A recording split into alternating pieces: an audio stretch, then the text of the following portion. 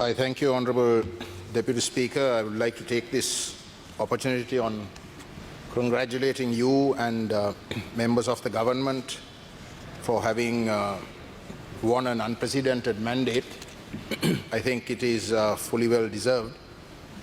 I would also like to remind members of this House that I think it is the NPP party in the last parliament and our party that refused to speak to the President Ranil Wickremesinghe's government because we believed that he did not have a mandate. So when we consider the words of President Gajendrakumar with regards to democracy or the lack of it in the past, and his references to that term whilst he made his policy statement, I would like to remind him that our party was one that stood consistently along with the NPP in refusing to engage with a government that we believed was a rogue government that did not have a mandate. I would like to particularly welcome Honourable Deputy Speaker the President's following comments. He says on page 1 of his speech, it's the English speech that I'm reading from, I also acknowledge that there are communities that did not trust us but instead placed their faith in other political movements. The essence of democracy lies in the coexistence of diverse political ideologies and groups. Our government and I are committed to fulfilling the needs and aspirations of the citizens of every community, both those who voted for us and those who did not.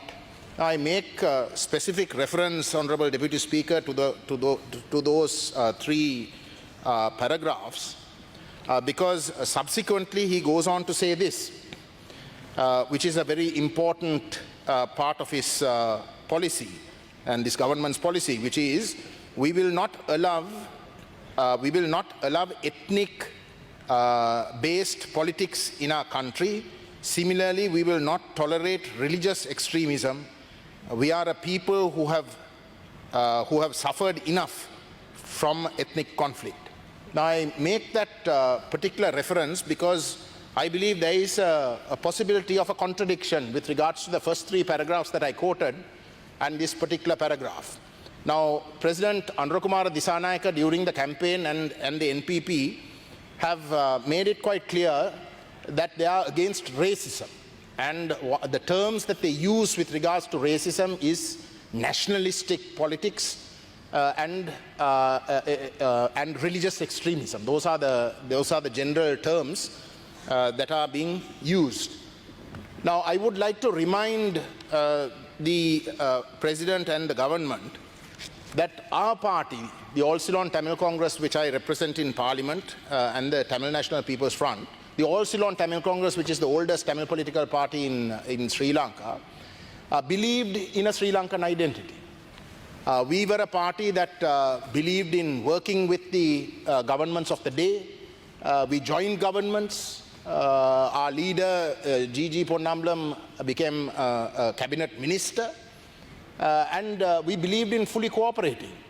As long as the Tamil identity was protected, we felt that a Sri Lankan all-encompassing identity is what is best for Sri Lanka. But unfortunately, if you look at the 76-year history of this country, that Sri Lankan identity has been just a facade for what is essentially a Sinhala Buddhist, almost a racist identity. To simply say that we are all Sri Lankan in a country where Sinhala Buddhism, Sinhala Buddhist nationalism has become the mainstay of politics to the exclusion of all other identities, to the exclusion of all I say it very particularly because in the previous government also, in the previous parliaments also, this notion of racism was spoken. Mahinda Rajapaksa spoke of racism. It is Gotabaya Rajapaksa spoke of racism and that we shouldn't accept it. But their version of racism was when the Tamil people, after 75 years of distinct racism against the Tamil people, where we have been disenfranchised, where our lands have been grabbed, where the ethnic composition of the Northeast has been systematically tampered with, where colonization took place. Even today, just before this government coming into power, colonization schemes were taking place in the east. If I am to mention a few, in Batiklo, if you take Batiklo, Mailatham and Madhavane, areas where there is a distinct colonization project that is going on, in Vavuniya, in the north of Vavuniya. So, you know, to talk in terms of racism, when the Tamils have brought up the issues that we have faced for over 75 years, in being deliberately targeted in areas that we have historically habited, where our ethnic composition has been systematically changed, altered by the state policies, and when we rebel against those policies of the state, there is a potential for this last paragraph that His Excellency mentions to be also coined by this government as racism. So I would like clarifications, because you see, after 75 years of systematic anti-Tamilness in the Northeast, which is our areas of historical habitation, when we talk of our discrimination and the racism that has been meted out against us, to simply say that we must not talk about Tamil, Sinhalese, we must talk of Sri Lankan, is to simply erase that history of discrimination, of racism that has been meted out for 75 years against the Tamil people. It is a systematic racism. For example, Honorable Deputy Speaker, in the Human Rights Council, in the UN, Prince Zaid, who was the Human Rights High Commissioner, made it a point. He said that Sri Lanka cannot have an internal inquiry, an entirely internal inquiry for accountability, because of the ethnic conflict, because of the history of the ethnic conflict for over 35 years, that the institution of government have been so corrupted that they cannot deliver justice, particularly in an ethnic conflict sense. So these are important realities that we must address if we are to ever genuinely create security for all ethnicities, security for the Tamil people in particular, who believe that they have been... Honourable Member, you have 1 more minute. Who they believe have been discriminated against, and without doing that, to simply say that we must only talk in terms of a Sri Lankan identity is going to make matters worse. I would also, since I have such little time, mention one more thing. I think the whole of today we spoke in terms of the Prevention of Terrorism Act. Honourable Deputy Speaker, memorialization of the Tamil people with regards to the LTTE cadres who have died, as well as the Tamil people who lost their lives, is identical, is no different from the JVP's memorialization. There cannot be any difference. Both those armed struggles were silenced by the state, and both those armed struggles were legitimate.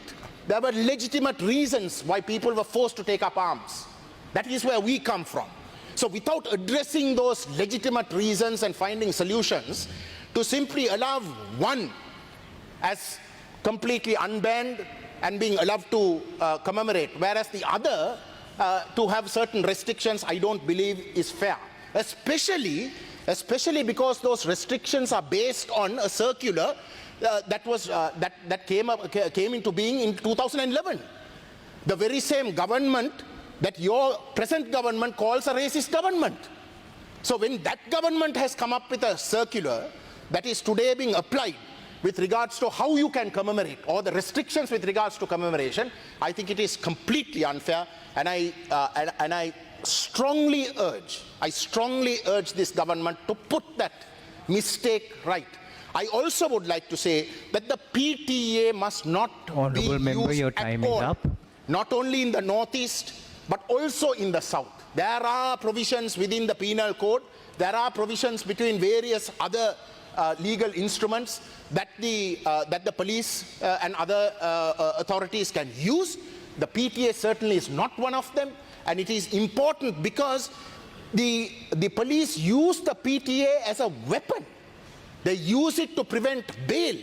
They use it to punish before you can even face justice. And that must be completely not allowed, Honorable Deputy Speaker. In that sense, I would urge my good friend, the Minister of Justice, is someone I go back a long way. We were in bar school together in London. I know him in a totally different incarnation. We won't talk about that in this house. So I certainly have a lot of trust in him. I have a lot of respect for him. I know that he's certainly not a member who can be categorized as communal-minded or as having a strong Sinhala Buddhist nationalist bias.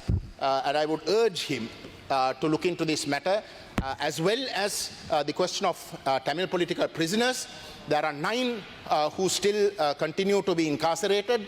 I would urge for you to release them as early as possible.